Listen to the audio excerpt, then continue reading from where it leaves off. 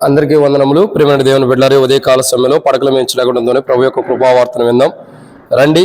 April నెల 30వ తారీఖు ఈరోజు మనం వింటున్నటువంటి దేవుని కృపావార్తను చూసినట్టయితే 2024 సంవత్సరము మంగళవారం రోజు ఈరోజు మనం వింటున్నటువంటి సత్య కృపావార్తను చూసినట్టయితే పడకలు మేంచలేకుండానే ప్రభు యొక్క కృపావార్తను విందాం రండి. ఈరోజు మనకి ఇవ్వబడిన కృపావార్త చూసినట్టయితే ఎజ్రా గ్రంథము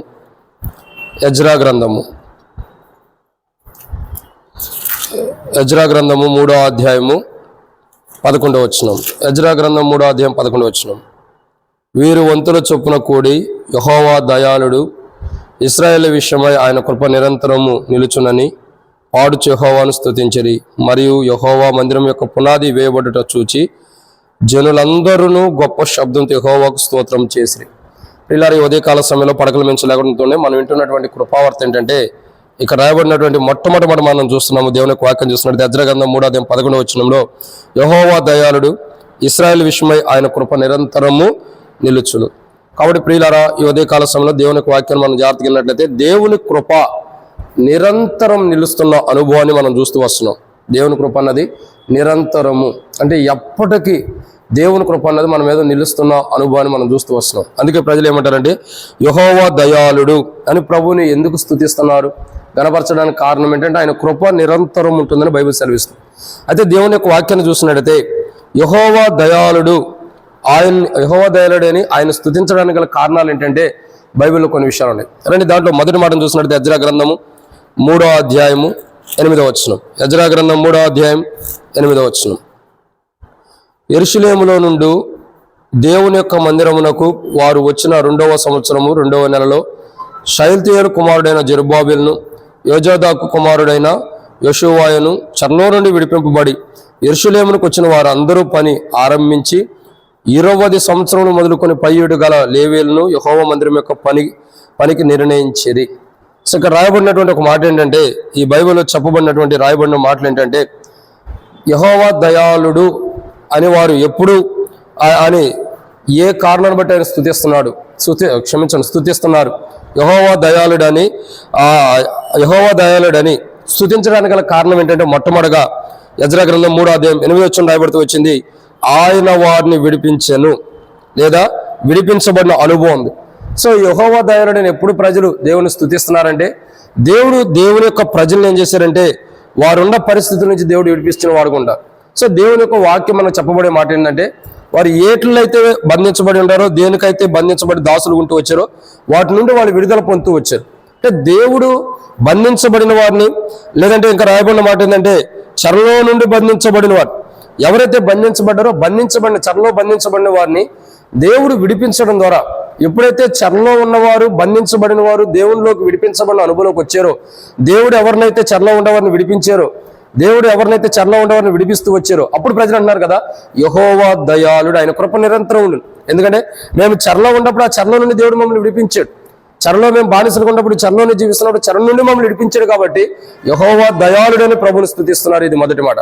రెండో విషయం చూసినట్లయితే ఎజ్రా గ్రంథం 3వ అధ్యాయం 8వ వచనంలో ఇక్కడ 2వ మాట రాయబడుతూ వచ్చింది, దేవుని యొక్క మందిరం పనికి నిర్ణయింపబడిరి. ఏమని రాయబడుతూ వచ్చింది? దేవుని యొక్క మందిరములకు నిర్ణయింపబడిరంట. అంటే ఇక్కడ ప్రియార ఒక మాట అర్థం చేసుకోవాల్సిన విషయం ఏంటంటే, దేవుని యొక్క మందిరము చివరిలో మనం చూస్తున్నాము, దేవుని యొక్క మందిరం యొక్క పనికి నిర్ణయించబడింది. కాబట్టి ఇక్కడ 2వ మాట ఏంటంటే యెహోవా దయాళుడు అని వాళ్ళు ఎప్పుడు అన్నారు? ఒకటి వాళ్ళు చెరలో ఉన్నప్పుడు దేవుడు విడిపించినప్పుడు యెహోవా దయాళుడు అన్నారు.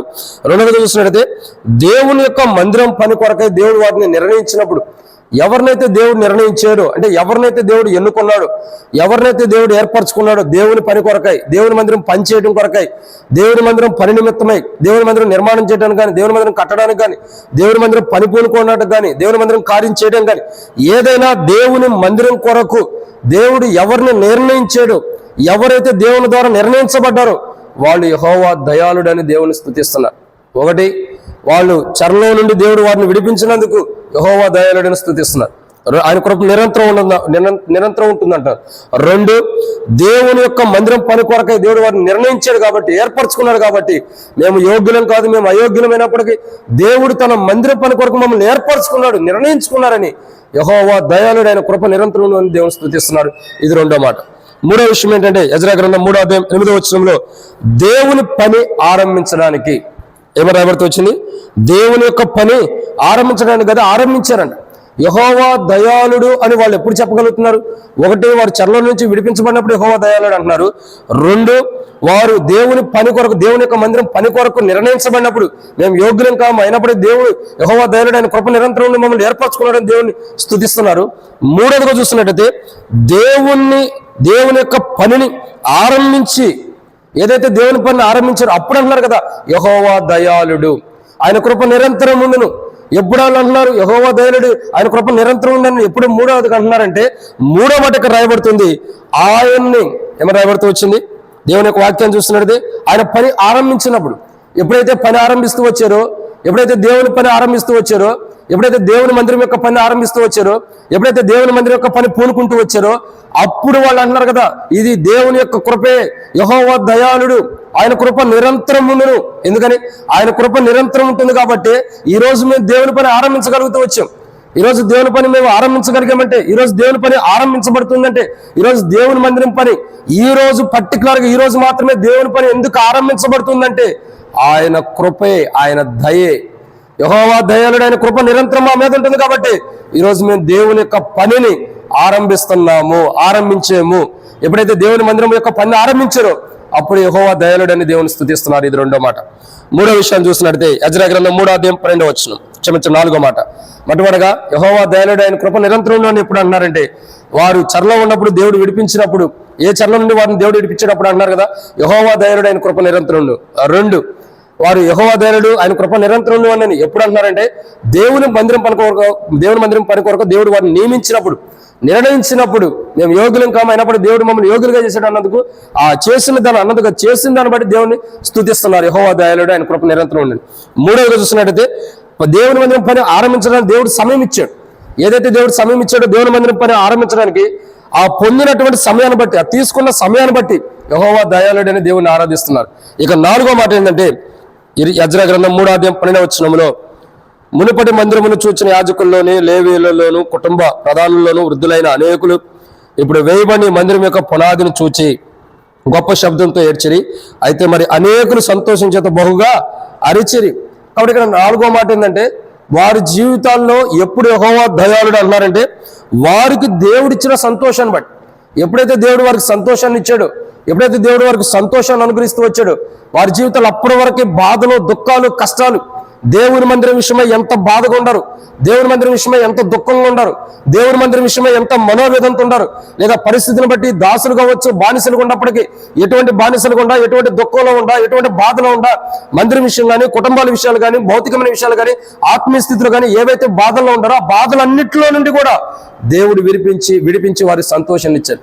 ఎప్పుడైతే దేవుడు మందిర పనిలో, ఒకవేళ వాళ్ళకి మందిరం అవసరమైతే మందిరాన్ని ఇచ్చినప్పుడు కానీ, మందిరం పని ఆరంభించినప్పుడు కానీ, లేదంటే ఒకవేళ కుటుంబ సమస్యలు ఉండా, ఆర్థికంగా బాధల్లో ఉండా, వ్యక్తిగతమైన బాధలు ఉండా, ఎప్పుడైతే వాళ్ళు ఉన్న పరిస్థితిని బట్టి దేవుడు వాటి నుండి విడిపించాడో, వాటి నుండి విడుదల చేయడానికి ఇష్టపడుతూ వచ్చాడు, అప్పుడు వాళ్ళలో ఉన్న సంతోషం లేదా విడుదల పొందిన వారు అంటున్నారు కదా యెహోవా దయాళుడు, ఆయన కృప నిరంతరం ఉండును, ఆయన కృప నిరంతరం ఉండును. ఎప్పుడు వారికి సంతోషం వస్తుంది? ఎప్పుడంటే దేవుని మందిరం పని వాళ్ళకి అవసరం, దేవుని మందిరం పని ఆరంభించడంతోనే వారి జీవితంలో సంతోషం వస్తుంది. ఆ సంతోషాన్ని దేవుడు ఇచ్చినప్పుడు, దేవుని మందిరం పని ఆరంభించినప్పుడు దేవుడు వారికి సంతోషాన్ని ఇచ్చినప్పుడు వాళ్ళు అంటున్నారు కదా యెహోవా దయాళుడైన కృప నిరంతరం ఉండును. ఈరోజు మేము దేవుని పని ఆరంభించామంటే, ఈరోజు దేవుని పని మేము కార్యం చేసామంటే, ఈరోజు దేవుని పని మేము ఆరంభించగలిగామంటే, దేవుని మందిరం పునాది వేయగలిగామంటే ఆయన కృపయే. కాబట్టి యెహోవా దయాళుడు. ఇది 4. ఎందుకంటే వారికి దేవుని మందిరం విషయంలో సంతోషాన్ని ఇచ్చాడు కాబట్టి యెహోవా దయాళుడు అని, ఆయన కృప నిరంతరం ఉందని దేవుని స్తుతిస్తున్నారు. ఇక 5వ విషయం, యెజ్రా గ్రంథము 3:10. యెజ్రా గ్రంథం 3:10. శిల్పాకారులు యెహోవా మందిరం యొక్క పునాదిని వేయిచుండగా ఇశ్రాయేలు రాజైన దావీదు నిర్ణయించిన విధి చొప్పున తమ వస్త్రములు ధరించుకున్న వారై యాజకులు బాకాలను, ఆసాపు వంశములకు లేవీయులు చేయు తాళములతోనూ నిలవబడి యెహోవాకు స్తోత్రము చేసిరి. ఇక 5వ మాట ఏంటంటే దేవుని మందిరం యొక్క పునాది వేసినప్పుడు. ఎప్పుడు దేవుని అన్ని దినాలు వాళ్ళు ఎదురు చూసింది దానికోసమే, ఇన్ని దినాలు కూడా ఎదురు చూసింది దీనికోసమే. ఎప్పుడు దేవుని మందిరం అయింది, ఎప్పుడు దేవుని మందిరం చూడాలి, ఎప్పుడు దేవుని మందిరంలో మేము కన్నులారా ఆ దేవుని మందిరం చూసి దేవుని మందిరంలో దేవుని స్తుతించాలి అని ఎదురు చూసే వాళ్ళు అనేక మంది ఉంటారు. నేటి దినాల్లో మనం అర్థం చేసుకున్నట్లయితే అనేక ప్రాంతాల్లో మందిరాలు లేకపోతే ఎంతో మంది వృద్ధాప్యులు ఉండేవాళ్ళు చాలా మంది ఎదురు చూస్తారు. ఎందుకంటే అయ్యా నా మరణ దినాలు వచ్చే లోపల, నాకు ముగింపు దినాలు వచ్చే లోపల, నా చావు వచ్చే లోపల, లేదా నేను ప్రభు దగ్గరికి వెళ్ళే లోపల నేను ఒక్కసారి దేవుని మందిరాన్ని ఇక్కడ చూడాలి, దేవుని మందిరం నాకు అవసరమని ఎంతో మంది పెద్దలు దేవుని మందిరాలు లేనటువంటి ప్రాంతంలో గోజాడుతూ ఘోషిస్తున్న పెద్దలు చాలా మంది ఉంటారు. వయసులో పెద్దలు అంటే సంఘంలో కాదు, వయసులో పెద్దతనం కలిగిన వారు ఎంతో మంది ఘోషిస్తూ ఉంటారు. అయితే బైబిల్ అంటుంది కదా, దేవుని మందిరం యొక్క పునాది, ఎప్పుడైతే దేవుని మందిరం యొక్క పునాది వేయబడుతుందో వారి జీవితాల్లో దేవుని స్తుతిస్తున్నారు. అయ్యా ఇన్ని దినాలు మేము చూసింది ఇదే, ఈ మందిరం పునాది కొరకు మేము ఎదురు చూసాం, ఇన్ని దినాలు మేము సజీవులు కొంది మందిరం యొక్క పునాది కొరకు, ఇన్ని దినాలు మేము బ్రతికుంది మందిరం యొక్క పునాది కొరకు. ఈ రోజు నువ్వు మాట ఇచ్చిన విధానంలో, వాగ్దానం ఇచ్చిన విధానంలో జెరుబ్బాబెలును ఏర్పరచుకుని, అనేక కోణాలు అనేక మందిని ఏర్పరచుకుని దేవుని యొక్క మందిరం యొక్క పునాది నువ్వు వేపిస్తున్నావు. ఈ మందిరం యొక్క పునాది వేయడానికి కారణం ఏంటంటే ఆయన కృపే. కాబట్టి యెహోవా దయాళుడు, ఆయన కృప నిరంతరమును. ప్రియులారా, దేవుని యొక్క వాక్యం చూస్తున్నట్టే ప్రజలు అంటున్నారు కదా యెహోవా దయాళుడు, ఆయన కృప నిరంతరం అని ఎప్పుడు చెప్పగలుగుతారంటే, మొట్టమొదటిగా వాళ్ళు ఎప్పుడు చెబుతున్నారంటే వారుండ చెరల నుంచి దేవుడు వారిని విడిపించినప్పుడు యెహోవా దయాళుడు, ఆయన కృప నిరంతరం అని చెప్తున్నారు. రెండు, వారి జీవితాల్లో ఇక్కడ మనం చూస్తున్న రెండో మాట ఏంటంటే వారు యెహోవా దయాళుడు అని ఎప్పుడు చెప్పగలుగుతున్నారంటే వారు దేవుని పని కొరకు నిర్ణయించబడిన దేవుని కొరకు ఏర్పరచబడినప్పుడు యెహోవా దయాళుడు అని చెప్పగలుగుతున్నాడు. మూడు, వారు దేవుని పని ఆరంభించినప్పుడు యెహోవా దయాళుడు అని చెప్పగలుగుతున్నారు. నాలుగు, వారికి ఎక్కడా లేని సంతోషం, దేవుని మందిరం విషయంలో ఏదైతే సంతోషం లేదో ఆ సంతోషాన్ని ఇచ్చినప్పుడు యెహోవా దయాళుడు అని చెప్పగలుగుతున్నారు. ఐదవదిగా చెప్పినట్టయితే ఇక్కడ రాయబడిన మాట ఐదవదిగా రాయబడుతూ వచ్చింది, దేవుని మందిరం పునాది వేసినప్పుడు యెహోవా దయాళుడు అని చెప్తున్నారు. ప్రియులారా, ఈ ఐదంతల అనుభవం వారి జీవితాల్లో ఉంది. మరలా చెప్తున్నాను, జ్ఞాపకం చేసుకోండి.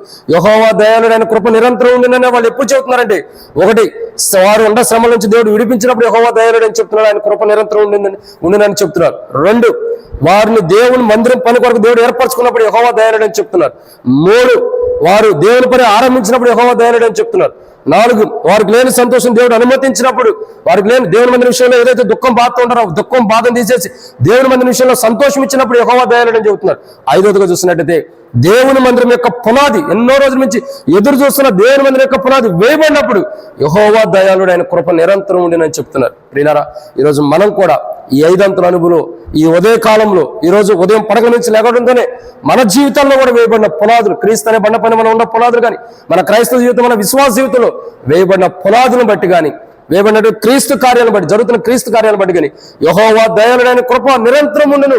నిజంగా ఆయన కృప మన మీద ఉండకపోతే, ఆయన కృప నిరంతరం మన మీద ఉండకపోతే ఈ ఉదయకాలం మనం సజీవులుగా లేచి ఉండేవాళ్ళం కాదు, బ్రతికుండేవాళ్ళమే కాదు. ఇది దేవుని కృపే. అందుని బట్టి దేవుని ఆరాధించేద్దాం. ప్రార్థన. మమ్మల్ని మిక్కిలిగా ఎక్కువగా ప్రేమించిన ప్రియ పరలోకపు తండ్రి, పరిశుద్ధుడు అయిన దేవా వందనాలు. మీరు ఇచ్చిన కృపకై వందనాలు. వెత్తబడినటువంటి వాక్యములకు నీరు కట్టి ఫలింపు చేయండి.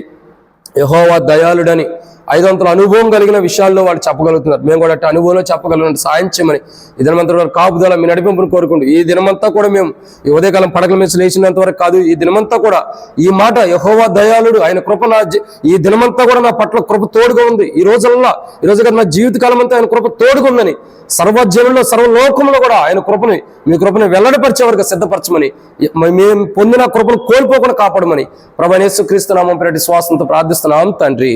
ఆమేన్. అందరికీ ప్రియమైన దేవుని బిడ్డలారా, ప్రభువైన యేసుక్రీస్తు ప్రభు వారి పరిశుద్ధమైన నామమును బట్టి మీ అందరికీ శుభాభివందనములు. Praise the lord.